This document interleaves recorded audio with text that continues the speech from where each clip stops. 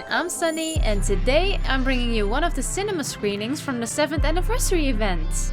Right now, there are lots of cool videos playing, so I recorded the most interesting ones for the people who can't watch the screen on their devices, or if you just want to rewatch the videos after the anniversary has ended, and also just for me to have as a little archive, because I love these clips.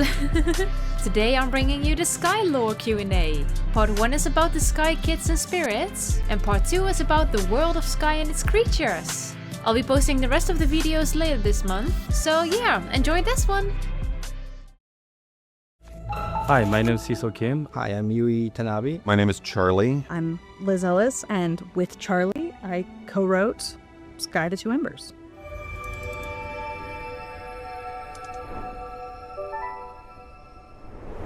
How long do the people in Sky live? Are they similar to humans, or do they live much longer? We have characters within the world of Sky that live for centuries, but that is not universally true. The sort of easy assumption to make is that they have a similar lifespan to us that is not as strictly bound as ours is. For Japanese translation, we specifically called them seirei, not humans. I don't think we should consider them as people like humans, but they do take a similar behavior to humans. The characters in the animation have very pronounced fingers. Are they and Sky Kids different kinds of species?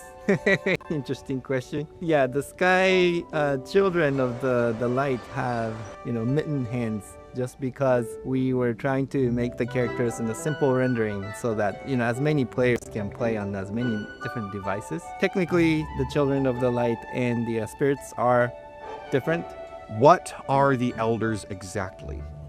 Are they the equivalent of gods, or just very tall people? I have always thought very tall people are godlike. The elders are ancients. When we encounter the elders in the game, we kind of do so in this dream space. But we get a chance to see some of the elders in Two Embers, and They're regular size. exactly. So no, they're not gods. They loom large in history, so they loom large in presence. Yes. What are the wing lights that are scattered around the world? Wing lights are fragments of the Chosen One's spirit.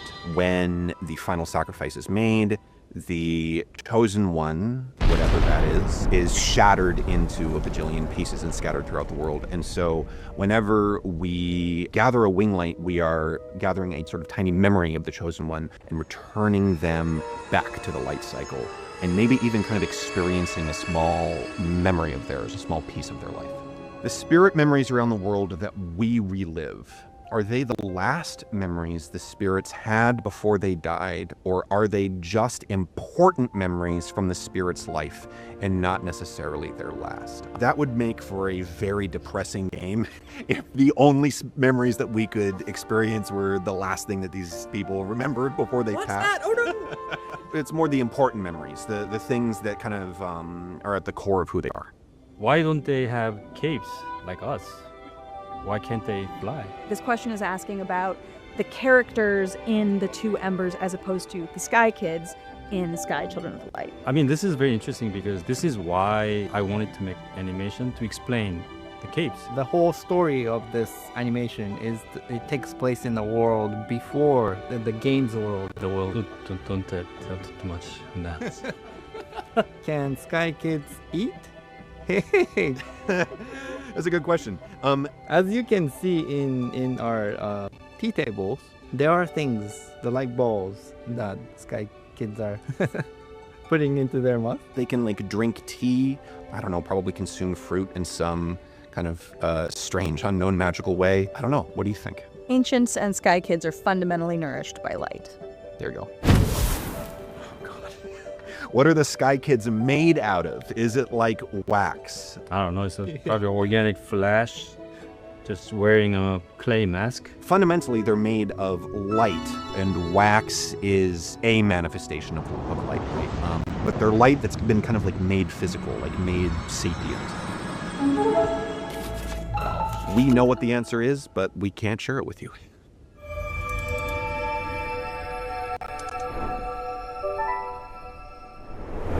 Is Vault of Knowledge more of a transcendental experience rather than a physical place? I think more than any other place in Sky, the Vault of Knowledge kind of rides this boundary between the dream and reality. That doesn't mean that Vault of Knowledge isn't also a physical place. I think it is also a physical place that you have to travel through in order to get from point A to point It's B. just steeped in such expansive, transcendental, experiential, magical quality that it's bigger on the inside. Was Golden Wasteland always called Golden Wasteland even before the fall of the Sky Kingdom? Was Golden Wasteland golden?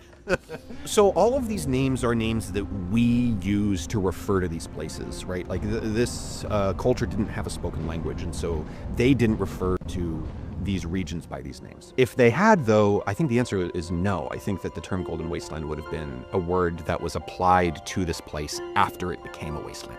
The ship by the coast of the city was already in ruins by the time of animation. Do we know what happened to it? Yeah, so those gold nuggets that are scattered around that ship means that they used to have abundant resources there, and they were shipping these resources like how we handle batteries and energy resources. So there used to be abundant of that. And so the idea that a ship that had previously had a safe route no longer did and was attacked by krill or fell into darkness and led to some fight among the crew, the specifics of that are just our headcanon. Yeah. How did krills come to life? According to sketches in the Sky art book, the manta can become a krill, but can a krill become a manta? This is a question that we have left intentionally ambiguous. I think manta can become a krill, but I don't think krill can become a manta. I think it's... And then when they... We did scatter a bunch of hints about how these dark creatures come to its existence. We do have that drawing. Yeah. Yeah, okay. Does this civilization have a name? No. The realms of sky represent the phases of life. Guess that means the sky realms are conceptually separate. In the animation, we can see the city is geographically connected to the Vault of Knowledge and then Eden and the floating castle. How do these two ideas coexist? The game is much more a poetic exploration of this history, and the series is a little bit more grounded and literal and linear.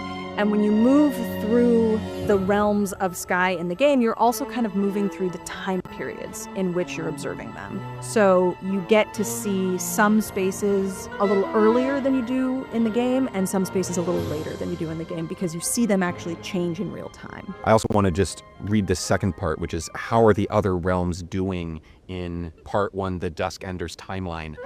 Badly. Not great. Why is Eye of Eden called by that name? Who is Eden? Eden is not a person, Eden is a place. The place where all of the light that has gathered in the light streams that is collected into this focal point fires up into the sky and returns to orbit. Eye of Eden probably most directly refers to not just the crystal, but the place immediately surrounding it. It's like this is the center of the most important magical location in this world. And Eden, as we use it, sort of refers to this impossibly harmonious place. Eden, as it's referred to in the game, which again is not what they're calling it. Eden is a promise.